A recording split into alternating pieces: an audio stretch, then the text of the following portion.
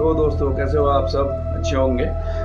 मैंने और एक नया कहानी लेके आया हूँ, आप लोग सुनिए, इसको अच्छा लगेगा। और आप लोग मुझे सुझाव दीजिए, कमेंट करके बताइए कि आप लोगों को क्या सुनना है, किस तरह की कहानी सुनना है। मैं उस तरह का कहानी लाने की कोशिश करूँगा, उससे प्रयास करूँगा कि आप लोग को अच्छा लगे। और इस कहानी में भी कुछ नया ट्विस्ट है, देखिए अच्छा लगे आप लोगों को। और आप लोग हमको बताइए कि आप लोग किस तरह का कहानी सुनना चाहते हैं। और प्लीज़ मुझे सब्सक्राइब कीजिए, लाइक कीजिए, कमेंट कीजिए। आप लोग कहानी सुनते हो लेकिन लाइक और सब्सक्राइब नहीं करते हो, तो प्लीज़ कीजिए। शिवानंद गांव के बाहरी इलाके में स्थित एक पुराना और सुनसान हवेली में रह रहा था। वह एक साधारण इंसान था जो अपने जीवन में कुछ शांति की तलाश में इस गांव में आया था। हवेली बहुत पुरानी थी और गांव के लोगों ने शिवानंद को इसे खरीदने के खिलाफ चेतावनी दी थी, लेकिन शिवानंद ने उनकी बातों को नजरअंदाज कर दिया। उसे पुरानी कहानियों पर विश्वास नहीं था। पहली रात से ही हवेली में अजीब घटनाएं घटने लगीं। हवेली की दीवारों से रात को आवाजें आने लगीं, जैसे कोई अंदर छुपा हुआ हो। दरवाजे बिना किसी हवा के अचानक खुल जाते और बंद हो जाते। शिवानंद ने इसे हवा या पुराने घर की खामियों के रूप में नजरअंदाज किया, लेकिन उसकी नींद उचट गई थी। दूसरी रात वह अचानक आधी रात को जाग गया। उसके कमरे में एक ठंडी हवा का झोंका आया। उसने देखा कि कमरे के एक कोने में कोई परछाई खड़ी है। शिवानंद ने अपने मन को शांत करने की कोशिश की और सोचा कि यह उसकी आंखों का धोखा होगा, लेकिन जब वह ध्यान से देखने लगा तो परछाई धीरे धीरे उसकी ओर बढ़ने लगी। शिवानंद का दिल तेजी से धड़कने लगा। वह हिलने की कोशिश कर रहा था, पर उसका शरीर जम गया था। परछाई ने धीरे धीरे अपना असली रूप दिखाया। वह एक भयानक और विकृत चेहरा था, जिसमें खून से सनी हुई आंखें थीं। अचानक परछाई हवा में गायब हो गई और शिवानंद जोर से चिल्लाया। उसकी चीख सुनकर आस पड़ोस के लोग दौड़े दौड़े आए, लेकिन जब तक वे पहुंचे तब तक परछाई गायब हो चुकी थी। शिवानंद ने उन्हें सब कुछ बताया, लेकिन उन्होंने उसे शांत रहने और प्रार्थना करने की सलाह दी। शिवानंद ने अगले दिन गांव के पुजारी से मिलकर इस भूतिया घटना के बारे में बताया।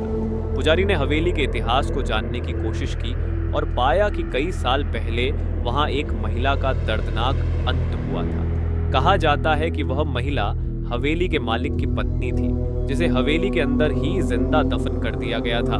उसकी आत्मा हवेली में कैद थी और वह हर रात अपनी पीड़ा से भटकती रहती थी।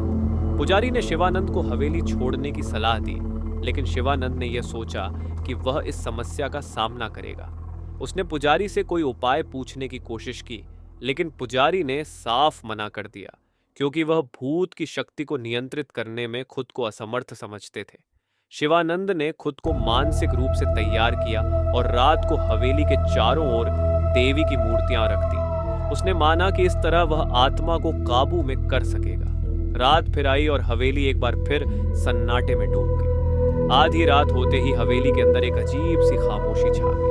अचानक हवेली के हर कोने से हंसी की आवाजें आने लगी। ये हंसी बेहद खौफनाक और दर्दनाक थी। शिवानंद ने हिम्मत जुटाई और उस आवाज की दिशा में बढ़ने लगा। जब वह हवेली के नीचे वाले तहखाने में पहुंचा तो उसने देखा कि वहां एक पुराना कफन पड़ा हुआ था। जैसे ही उसने उसे छूने की कोशिश की, वहां से एक भयानक चीख निकली, जिसने उसकी आत्मा को हिला दिया।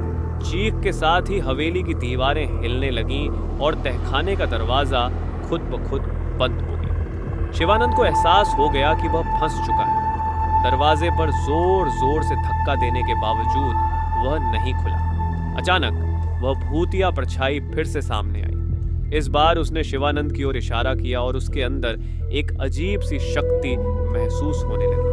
वह धीरे धीरे बेहोश होने लगा और उसकी चेतना लुप्त होती गई। जब गांव वालों ने सुबह देखा कि शिवानंद अपने कमरे में नहीं है, तो उन्होंने हवेली की तलाशी ली। जब वे तहखाने में पहुंचे तो उन्होंने शिवानंद को बेसुध पाया। उसके शरीर पर गहरे घाव के निशान थे।